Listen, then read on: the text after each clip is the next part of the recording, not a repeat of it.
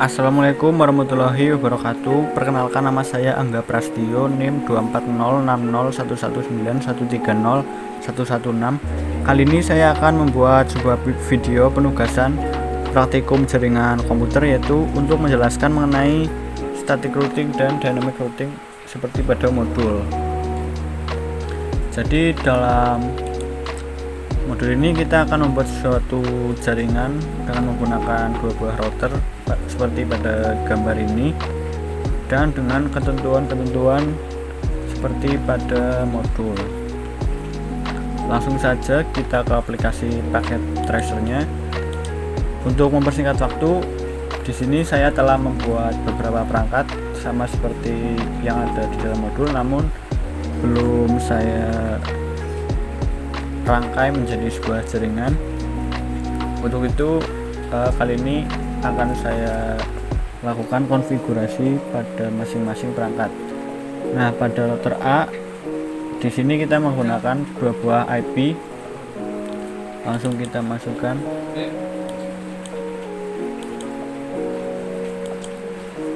IP yang pertama yaitu 192.168.0.1, kemudian kita on kan.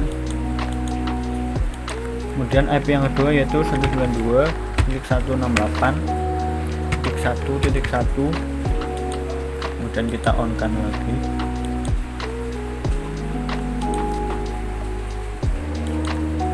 Lalu pada router B kita masukkan saja IP-nya sama seperti yang ada di dalam modul. IP yang pertama yaitu 192.168.1.2, kemudian yang kedua yaitu 192.168.2.1. Kita on kan. Kemudian pada PC 0 dan PC 1 kita atur IP dan gateway-nya yang sesuai dengan masing-masing router. Nah, di sini karena terdapat garis miring 24, berarti IP pada router yaitu berada dalam kelas C, sehingga IP yang dimasukkan pada PC harus sesuai dengan kelas yang sama dengan router, yaitu kelas C. Untuk itu akan saya masukkan IP pada PC 0 yaitu 192.168.0.2 dengan default gateway-nya yaitu sama seperti IP pada router, yaitu 192.168.0.1.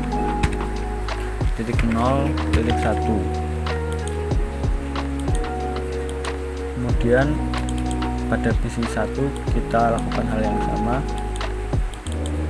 Di sini IP-nya saya menggunakan 192.168.2.2 dengan default gateway-nya yaitu 192.168.2.1. Nah, setelah kita masukkan IP-nya, lalu kita sambungkan masing-masing perangkat.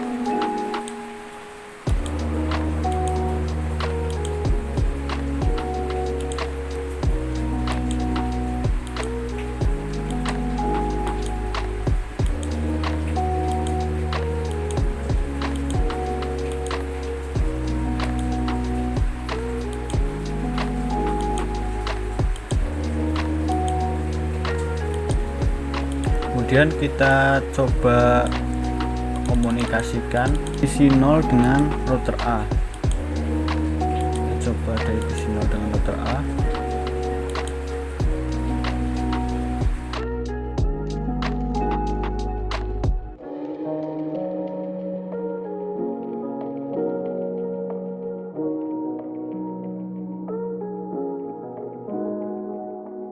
Nah, di sini berhasil.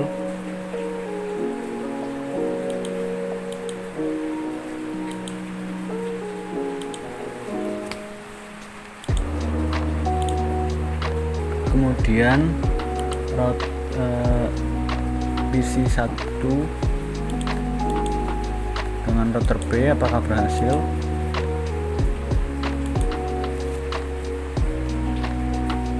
Nah, di sini belum berhasil ya.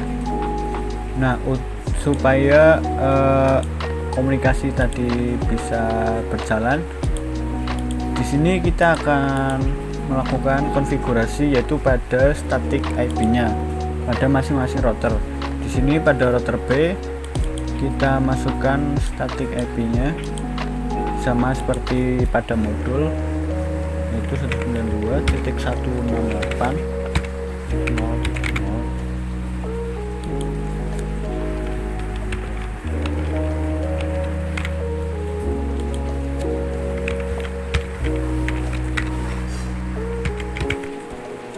Kita klik add, kemudian pada router A kita lakukan hal yang sama.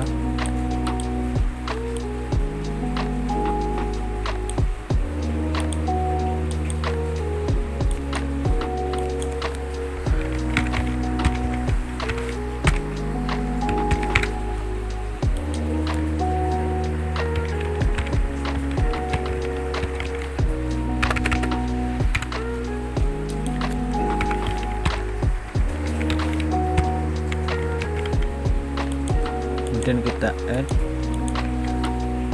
Setelah itu mari kita simulasikan lagi apakah berhasil, yaitu dari PC0 ke router B.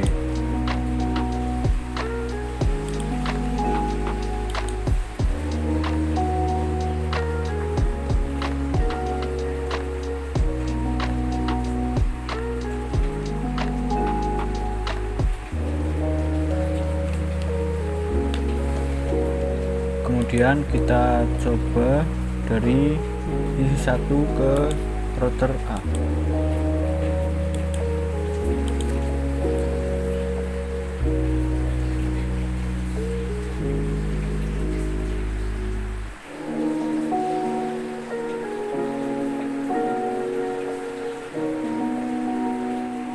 Nah, jadi di sini static routing itu merupakan proses routing yang dilakukan secara manual, atau dalam hal ini router akan bekerja sesuai arahan tabel routing yang dibuat oleh admin.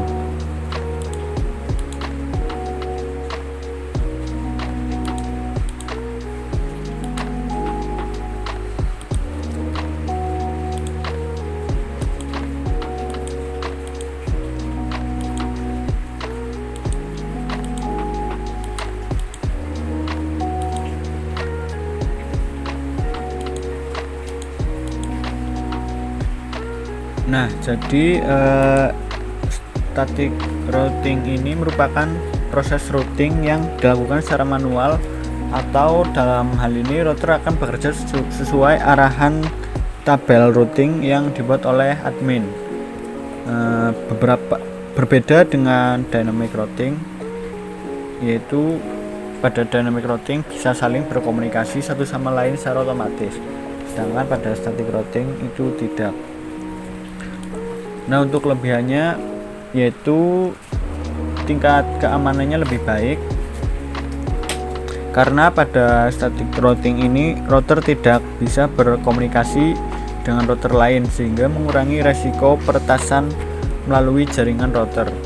Kemudian proses dapat diamati dengan mudah karena admin sudah mengetahui jalur-jalur yang dilewati saat proses routing, sehingga jika terjadi kesalahan tinggal mengganti tabel routingnya saja. Namun static routing ini juga memiliki kelemahan, diantaranya memerlukan admin atau operator, ya karena static routing ini dilakukan secara manual. Kemudian sulit diterapkan pada jaringan berskala besar, dan proses pengeditan pada tabel routing ini tidak bisa dilakukan secara otomatis dan harus dilakukan oleh admin atau operator. Selain itu, pada RIP atau Routing Information Protocol, yaitu termasuk dalam dynamic routing, juga memiliki satu kelebihan. Diantaranya RIP memiliki timer untuk mengetahui kapan router harus kembali memberikan informasi kepada routing saat proses routing.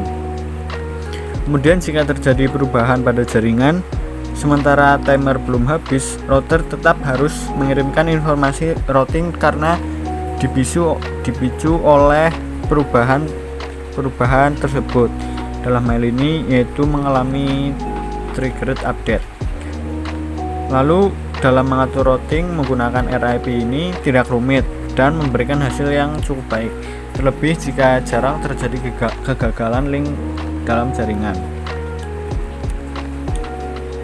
Namun RIP ini juga memiliki kekurangan, diantaranya jumlah host terbatas. RIP juga tidak memiliki informasi tentang subnet setiap route.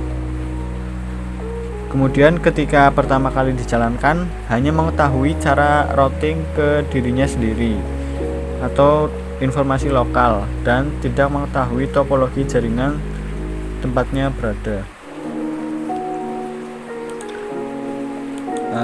Sepertinya demikian penjelasan dari saya, kurang lebihnya mohon maaf. Saya akhiri, wassalamualaikum warahmatullahi wabarakatuh.